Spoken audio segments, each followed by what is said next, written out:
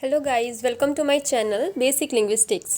तो आज मैं टॉपिक लेके आई हूँ रूट, स्टेम और बेस, जो कि मॉर्फोलॉजी में बहुत इंपॉर्टेंट टर्म होते हैं। इनको समझना बहुत ज़रूरी होता है। तो अब हम स्टार्ट करेंगे रूट। रूट क्या होता है? रूट का हिंदी मीनिंग आप जानते ही हैं, रूट मतलब जड़। तो कोई भी अगर वर्ड की बात करें, कोई भी अगर मॉर्फोलॉजी क्या है, मॉर्फोलॉजी हमने बताया कि वर्ड्स के फॉर्मेशन के बारे में पढ़ते हैं ना। तो वो जो वर्ड होते हैं उनका जो रूट पार्ट होता है, जो जड़ होता है उसका, वो इसमें पढ़ेंगे। तो रूट क्या है? Roots are the primary lexical unit.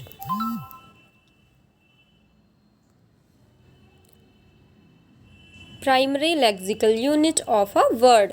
तो सबसे प्राइमरी कह रहा है और लेक्सिकल भी है, और कोई भी वर्ड का एक लेक्सिकल यूनिट है।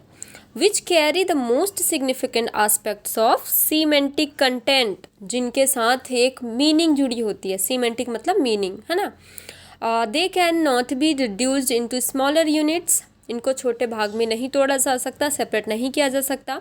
दे आर लेक्सिकल मॉर्फिम्स। ये लेक्सिकल मॉर्फिम्स है, ये हमको अच्छे से याद रखना है। लेक्सिकल मॉर्फिम्स में होते हैं जैसे नाउन हो गया, वर्ब हो गया, एडजेक्टिव्स हो गया और एडवर्ब हो गया, है ना। तो रूट क्या हो गया? रूट काम, उसमें कोई ना कोई मीनिंग होनी चाहिए और उसको हम और स्मॉल भाग में नहीं तोड़ सकते हैं, ये याद रखना है। रूट उन्हीं को बोलते हैं। जैसे एग्जाम्पल के लिए आप देख सकते हैं, वर्ड हो गया cat, dog, boat, pen, teach, write etcetera, है ना। तो ये रूट की बात हो गई। अब सेकेंड इसमें टॉपिक आता है हमारा स्टेम। स्टेम क्या है? The stem is that part of a word that is in existence before any inflectional affix. हमें याद रखना है, ये स्टेम जो होता है वो इन्फ्लेक्शनल अफिक्स के साथ ही जुड़ता है, ये याद रखना है। It is the term reserve for inflection. ये जो टर्म है ना स्टेम, वो हमेशा इन्फ्लेक्शनल के लिए ही रिजर्व रहता है।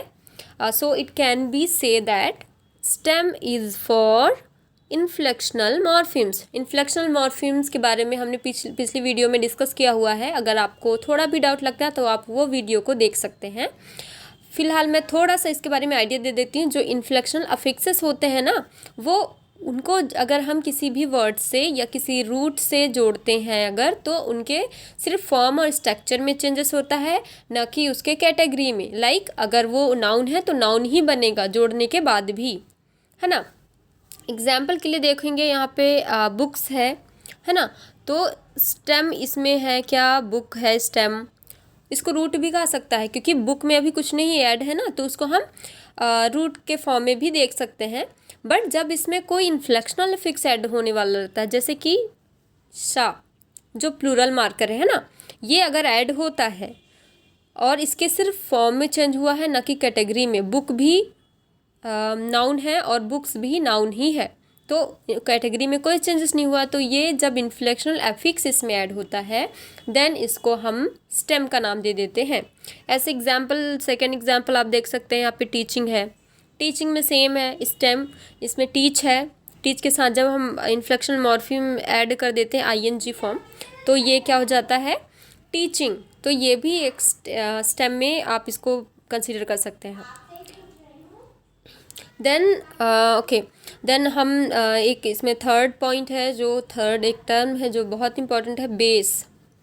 A base is any form which enters into a word formation process.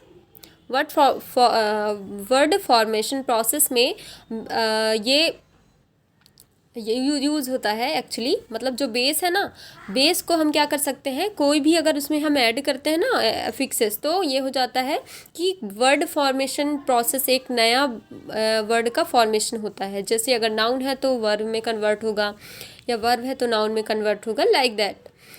That is a more complex form. इसमें मोर कॉम्प्लेक्स फॉर्म्स बनते हैं। It means base is a unit or to which affixes to of any kind of can be added. इसमें कुछ भी हम add करते हैं affixes ना, तो इसकी कैटेगरीज में चेंज हो जाता है, क्योंकि ये डेरिवेशनल मॉर्फिम का बहुत अच्छा कैटेगरी है। जब भी हम कोई डेरिवेशनल अफिक्स में ऐड कर देते हैं तो वो अपनी कैटेगरी चेंज कर लेता है। और ये हमें याद रखना है कि जैसे स्टेम रिजर्व था इन्फ्लेक्शनल मॉर्फिम के लिए, वैसे ही बेस जो होते हैं वो रिजर्व होते हैं डेरिवेशनल मॉर्फिम के लिए। Okay, So the affixes attached to a base may be inflectional affix selected for syntactic reason or derivational affixes which alter the meaning or the grammatical category or the base.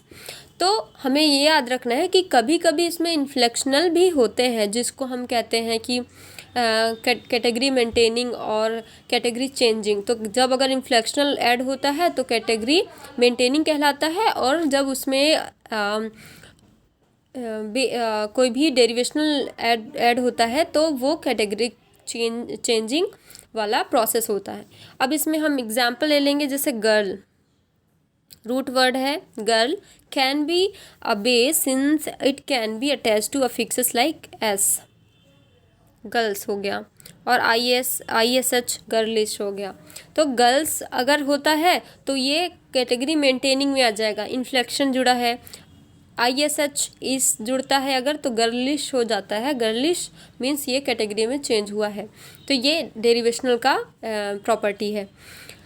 The base of the word worker, worker को भी आप consider कर सकते हैं, बहुत अच्छे से समझ सकते हैं इस चीज़ को। Worker is work as it is the immediate form that enters into the word formation process. Worker ना, सो देखो वर्ड है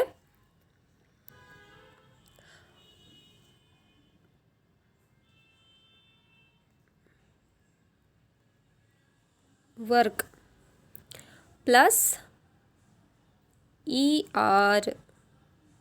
देखो याद रखना वर्कर में क्या है, वर्क है, वर्क क्या है, एक रूट वर्ड है, ER इसमें जुड़ा है, अपना डेरिवेशनल मॉर्फिम बोलते हैं इसको। तो वर्क क्या था, वर्क हमारे पास था एक वर्ब है ना, वर्ब था, और ER जैसे इसमें ऐड हुआ ये क्या बन गया, वर्कर, मतलब ये नाउन बन रहा है। तो वर्ब से ये क्या बन गया, नाउन। तो ये बेस में ज़्यादातर यही होता है, बेस ज़्यादातर रिजर्व होता है डेरिवेशनल के लिए। तो हमको बहुत अच्छे से याद रखना, जो स्टेम है वो इन्फ्लेक्शनल करता है, मतलब कैटेगरीज में चेंज नहीं करता, सिर्फ स्ट्रक्चर में चेंज करता है, और बेस कैटेगरी में और उसके फॉर्म में दोनों में चेंज करता है। अब एक और चीज़ यहाँ पे जो बहुत इम्पॉर्टेंट है, all roots can be base but not all bases are roots. तो जितने भी रूट आपको मिलेंगे वो सब बेस हो सकते हैं। जितने भी रूट आप कहीं से भी खोज के लाओगे, जितना भी आपको मिलेगा, जितने भी रूट आप मिल जाओगे उसको हम बेस में कन्वर्ट कर सकते हैं, या वो बेस होते हैं, क्योंकि हम उसमें अपने मर्जी से डेरिवेशनल अफिक्स को ऐड कर सकते हैं, तो वो बेस होते हैं, है ना। But not all bases are roots, but सारे बेसिस को हम रूट की कैटेगरी में नहीं रख सकते, क्योंकि बेस में हमेशा डेरिवेशनल अफिक्स जुड़ा होता है, बट रूट में ऐसा कुछ नहीं है, रूट में कुछ भी नहीं जुड़ सकता है। तो ये हमको याद रखना है, all roots can be base but not all bases are roots.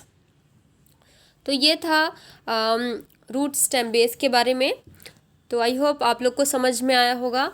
Please मेरे चैनल को सब्सक्राइब करें, लाइक करें और कमेंट ज़रूर करें। Thank you so much.